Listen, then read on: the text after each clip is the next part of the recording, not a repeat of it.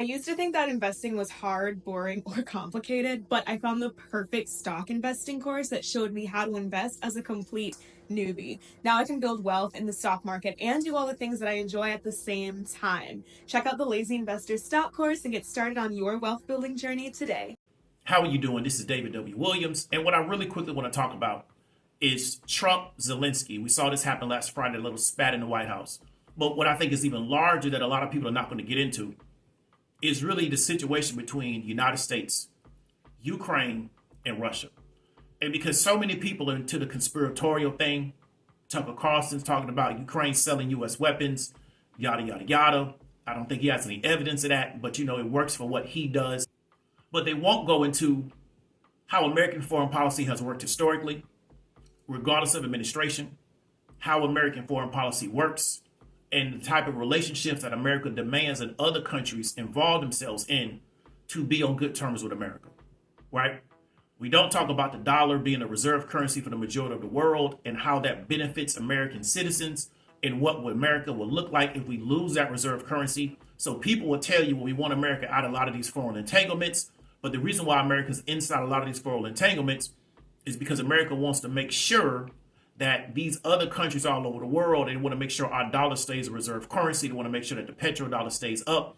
They will never model a world that looks like and what the world looks like if these situations don't take place. So what America is very invested in is making sure that we have certain type of economic relationships to support our interest, to support the interests of corporations inside the United States that lobby to American politicians. They're on Capitol Hill. They're in D.C. lobbying to American politicians to make sure that their will gets done, to make sure that America supports their business ideas, right? And also support American citizens. And so you got to really understand this, right? So when we're looking at the situation between Zelensky and Trump, let's take a snapshot of this specific, what we call this mineral situation, right? So here's the first caveat. We don't really know the extent of mineral resources in Ukraine at this current time.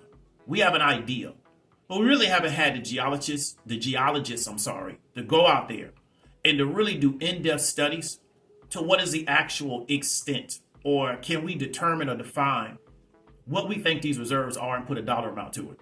There's a lot of speculation without any real data behind it, right? Where like if we go to Texas, we've had geologists look at those particular areas. We talk about the Permian Basin, Wyoming, other places where we know what's underneath the ground, right? So there's a lot of speculation. So that's the first thing. We really don't know. Second thing is going to be this.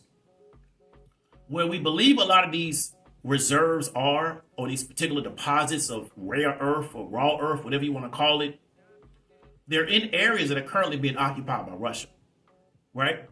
So let's say Zelensky was to go in there on Friday and say, hey, man, whatever deal y'all want to cut, man, let's cut it, right? Because I'm trying to save my nation. Well, now what? If Russia's in these particular areas, now what you going to do? Okay? So you got to really understand this thing from a 360-degree standpoint. But here's what I think people are missing. And here's where I think Trump is correct.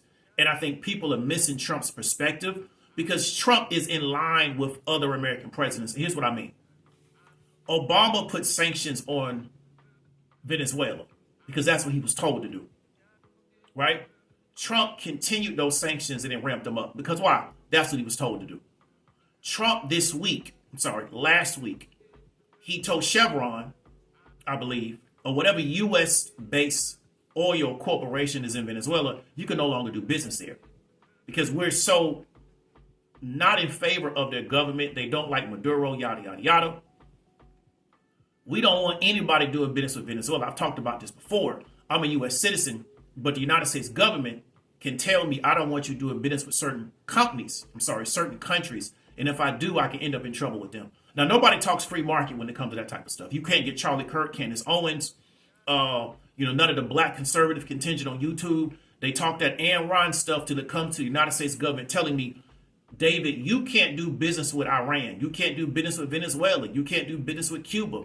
I can't do business with those corporations because they have decided that they want to pursue economic sanctions against that government. That don't have anything to do with me, right? I'm a private citizen. Why should not I be able? But when you get into the actual principle of the argument, these people disappear because it's not something they really believe in. It's just something we're doing on the internet for internet clout so we can make money. Charlie Kirk is a community college graduate that became a millionaire cosplaying as an activist for white people on the internet, right? He was able to convince a bunch of billionaires that I'm going to be an advocate for white people inside the United States. Community college, not even a graduate, community college participant. Now he's sitting on millions of dollars. So they're not going to stop anytime soon because this is how they make their money, right? But this is the reality of the world that we currently live in, right? So what I want you to understand is that America creates these type of economic relationships. Then it dictates to people how the relationship is going to go. So let me tell you something that we saw, and I can present you the documentation later on, because I couldn't present it here because you wouldn't be able to read it anyway. If you look at Iraq, he claimed that Al-Qaeda was there and Saddam Hussein was dealing with Al-Qaeda, yada, yada, yada. Okay, cool. So we know it started in Afghanistan, but we ended up invading Iraq. Okay, cool. We started forcing Iraq into certain type of economic relationships and then telling them that we're going to not dictate where your mineral revenue goes. And what that really means is that this is the kind of structure that the United States creates, right? We tell countries, right, that you have to do business with U.S. corporations. If you look at Ukraine in a lot of places have been destroyed. I just saw something not too long ago where some drones blew up a whole apartment complex. Ukraine, from a real estate standpoint, commercial real estate standpoint, residential standpoint, it's got to be rebuilt, right? So outside of the mineral stuff, here's a type of play that the United States will create for Ukraine. We'll get access to your minerals, right, that we believe have a certain dollar amount. These particular U.S. corporations will get access to them, right? You'll be able to put money into a bank account because we'll create some type of licensing deal, right, where they extract them, but they pay the nation of Ukraine a certain amount of money for them. And then what you now have to do is you now have to do business with U.S. corporations to rebuild Ukraine. So Ukraine will not be in a scenario where they can go figure out, hey, let's put bids in all over the world and figure out what's going to be the best situation to rebuild Ukraine. Then you're going to have to do business with Honeywell. You're going to have to do business with, whatever construction company. You'll have to do business with certain U.S.-based corporations that have a relationship with the current administration, but most importantly, they have a relationship with one of the two major political parties. Because if they start rebuilding Ukraine right now, it's going to take longer than 4 years to rebuild it. So whoever's in office and whatever political party is in office, whichever corporations have relationships that are strongest, they'll now have access to those particular contracts. That's how this game is played, right? Now, here's Trump's perspective, which I agree with his perspective, right?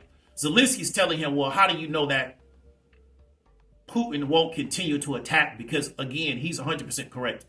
He violated the original agreement. I forgot what it's called.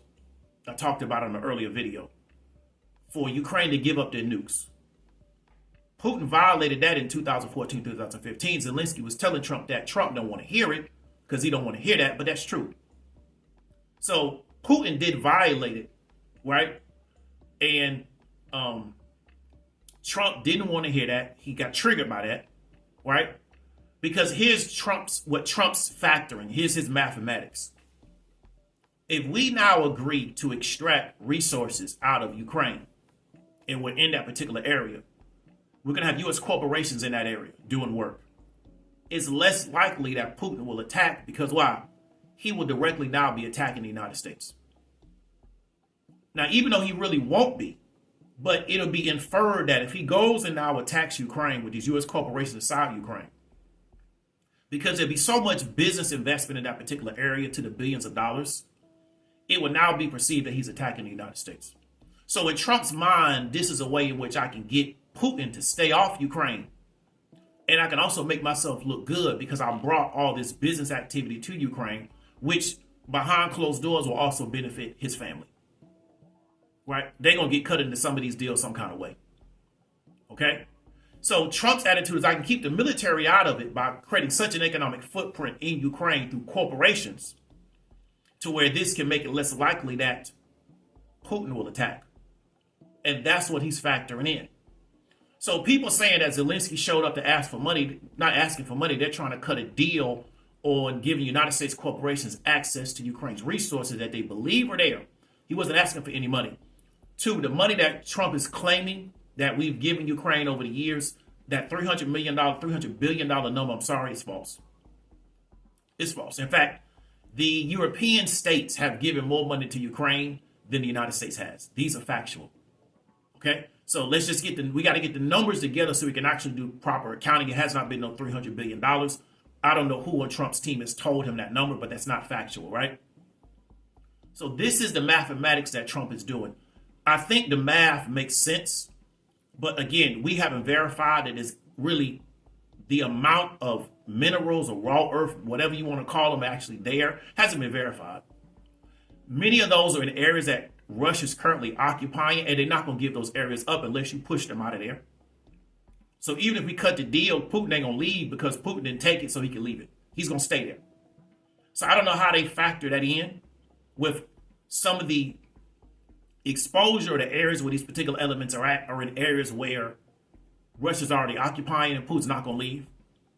Okay?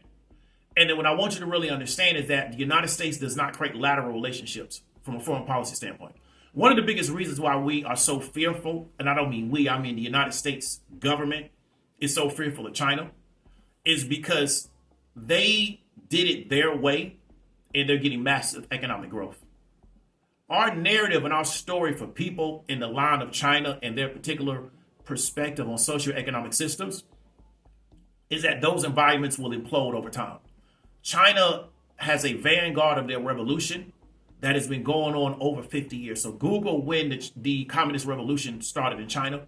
When did they take over the country? You normally see that type of scenario start to peter out after like 50 years. They've been able to somewhat stand the test of time. And the United States has not been able to disturb their revolution.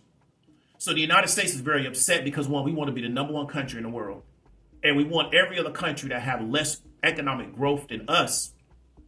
So we can now position ourselves as the best country because we have the most economic growth.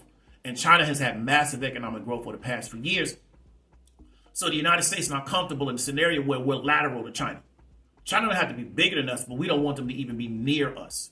So what we do is we look to create relationships where everybody that we have a relationship with from a country standpoint is in some way inferior to us, right? Because China has no desires to attack the United States directly, but we have to sell that to people, right? Because we have to make sure that they continue to support defense spending, yada, yada, yada. But China, they do so much business with us. Why would they attack us? And then, I don't want to say that, right? So we'll stop with that particular line of thinking, right? And we'll stay on the economic piece. So what I want you to realize is that when we're looking at these scenarios and we take the economic piece out of it and we just go into the conspiratorial stuff and, Zelensky being, this, that, and the third and all this other stuff, everything that was going on in Ukraine was going on before the war, right? However, there's things that are going on between the United States and Russia for the same reason that they're going with everybody else, where that now gets center stage because of Putin's actions in Ukraine, right? However, the United States deals with countries a certain way. And so Trump is not outside of that, even though he's trying to make it look like by saying, well, I don't want to do nothing with soldiers. But he's still in line with Zelensky. Essentially, what you have to do is come to us and cut a deal that's going to be 70-30, us winning, you getting a little bit of the benefit. So Ukraine is kind of cutting the same type of deal that a lot of African nations will cut. Where somebody comes and extracts their resources, they do get some level of financial benefit, but they don't get the majority, and they still have to stay inferior to that large country. Okay? And so this is why, and I was talking about in an earlier video, when you give up the ability to defend yourself, you put yourself at the mercy of other people deciding to defend you. So Trump now is saying that, well, we spent all this money to defend you, we want to get compensated for it. Because why? You gave up your ability to defend yourself. And so this is why I'm challenged with a lot of people when they create these narratives that, you should give up your ability to defend yourself because that's the just thing to do and you shouldn't be worried. It's not about defending yourself, has nothing to do with taking over somebody else. It has to do with defending yourself. But I don't want to get down that particular road because that's also not the economic piece that we're trying to talk about. So when we're looking at this particular situation, right, look at the economic argument behind it. I will present that document at a later date. In fact, I might put it in the description. It really spells out the relationship that Trump is trying to create between the relationship that Trump is trying to create between the United States and Ukraine. And look at the economic structure that Trump's trying to create between the United States and Ukraine, and understand that as opposed to getting caught up in this other stuff, right? Because what'll happen is you'll get caught up in this other stuff, and then once the next hot story pops up, that'll be the next big thing to talk about, because they're just news cycling on news. It's just a news cycle. But you'll never leave understanding how to look at these things properly.